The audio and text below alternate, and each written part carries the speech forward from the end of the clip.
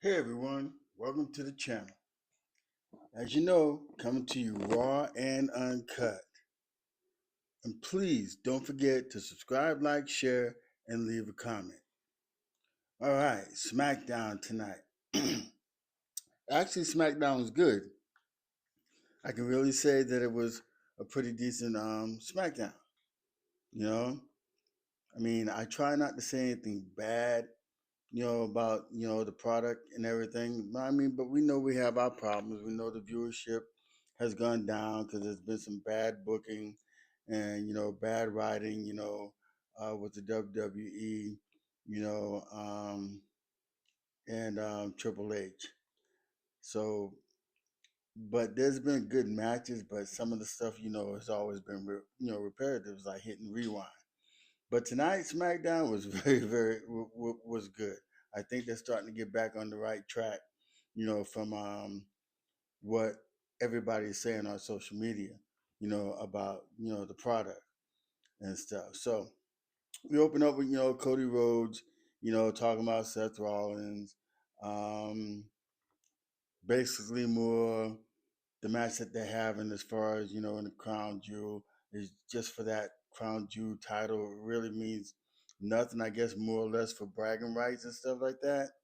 I mean, one's a champion on one brand, the other one's on the champion on the other brand, and I don't think that they're gonna unite the titles again for a while and stuff. And it was cool to hear the audience call Seth the Wonka and stuff. And then basically, Cody Rhodes is just telling, Seth Rollins, that he can't beat him, telling Seth Rollins that he can't beat Cody and stuff. So, but anyway, after that, we get like a little backstage thing with Stephanie Valquer and Chelsea Green, coming up, still trying to promote, you know, um, Stephanie Valquer to come to the her service and stuff. So we know that's not going to happen.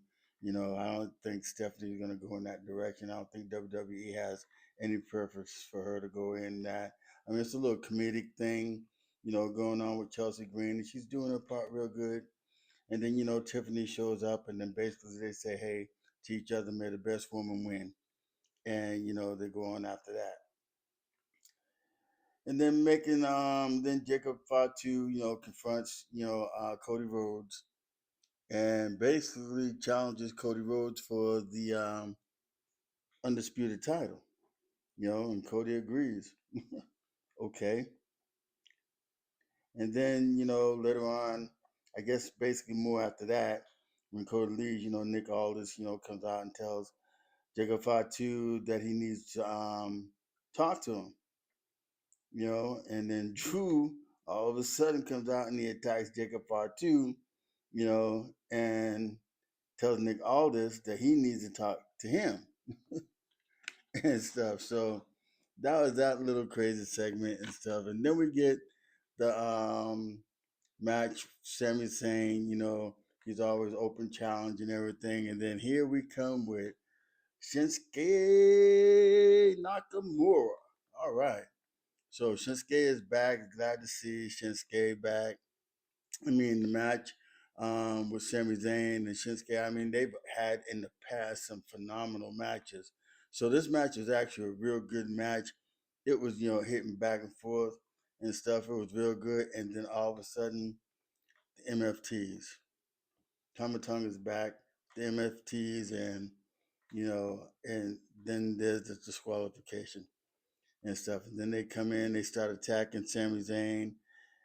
Shinsuke Nakamura tries to come in to help, and then they attack him and they trash him and stuff, So, and they stand strong over Sami Zayn and Shinsuke Nakamura. Then we get Nick Aldis tells Drew McIntyre that he has a match set up for them next week on SmackDown with Jacob Fatu. So stay tuned for that next week and stuff. And then we have Tiffany Stratton and Stephanie Valquer versus Julia and Kianna James. Now this match was, okay. A little bit back and forth. I mean, doesn't really make sense that Tiffany and Stephanie had this match, against Julia and Kiana James because they're gonna be fighting each other the next day, and it's just, really didn't make any sense. That nobody got hurt. Match tomorrow should be great. it should be a good one. But anyway, moving on in the match, like I said, it was a good match. It was back and forth. And then Tiffany Stratton hits Kiana James with the prettiest moonsault and gets the pinfall. And Stephanie and Tiffany win the match. Then we have Zarya and Soruka talking to Charlotte and Alexa Bliss, trying to get that match together. So, you know, at the end of their conversation, we got a match. They didn't say when the match was going to be set up, but Charlotte Flair and Alexa Bliss they actually accepted the challenge from Sol Ruka and Daria, which is good. So that should be a pretty good match. I'm glad to see NXT, people coming up, going against the main roster. So that should be a real good match and stuff. Because Sol Ruka, I think she's going to be something. She's going to be something when she really gets up on the main roster. Then we have the Street Profits against the Wyatt Six. This match, it was okay. It was good. I mean, it was back and forth also and stuff. They did their thing and stuff. Street Profits lost. The Wyatt Six win. And then at the end of that battle, then here comes Solo Sokoa, MFT. They show up and everything, and they're standing in the ring facing off with the White Six. So that ought to be a good one. That's a good one to get started. So like I said, they're trying to start some new storylines, you know, um, with some of these wrestlers, with some of these matches and stuff, because the product has been bad. I mean, it's been bad, and that means Raw and SmackDown. But so far, the SmackDown has been very, very, very good. And then we get Kathy Kelly talking to The Miz, and The Miz talking about Carmelo Hayes, and Carmelo Hayes coming at the wrong person, and stuff like that. So basically, we're gonna get Carmelo Hayes and The Miz going at each other, you know, um, from what's been occurring for the last few weeks and stuff. So it ought to be a pretty good one. The Miz basically tells Carmelo Hayes that he crossed the wrong person, so it should be good. And then we get the match with Damian Priest and Alister Black. Let me tell you what, this match was a real good match. I I can't. I mean, for a minute there, it was crazy because it started off, and I was saying like, man, I hope that they use a lot of weapons. I hope they use chairs, tables, and stuff like that in the match because it's the last man standing match. Something dramatic has to happen in order for the winner to stand strong. And you know, it was pretty good. I mean, they did use the stairs, case, and then at the beginning of the match, the people immediately started saying, "We want tables, we want tables, we want tables."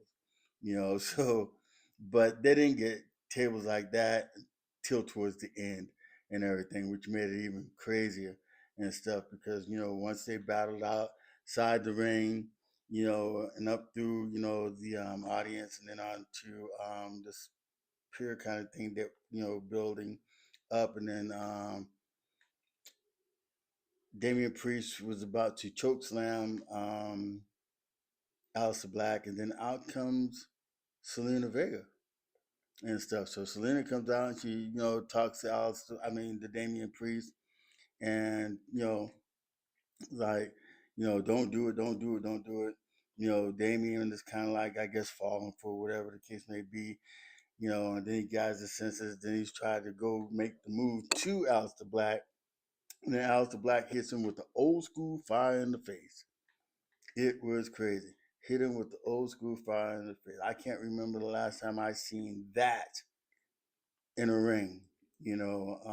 Kevin Sullivan used to do it a lot and stuff. Ooh, yeah. So, but it was crazy. And then he black mass him. He falls off the little banister thing through the tables. Um, couldn't get up for the 10 count. Alister Black, wins the match. And him and Selena, you know, um, are there, embraced and stuff like that. Now, this kind of reminds me now, remember, um, I don't want to start any rumors, but we could think that this could be um, the mark of who I want to say. I can't think of his name right now and stuff. It's crazy. I can't think of his name. I have to cut this, but anyway, I tell I tell you, like I said, it always comes to you raw and uncut. But anyway, um, thank you for watching. God bless. Deuces, and I'll see you on the next video. Thank you.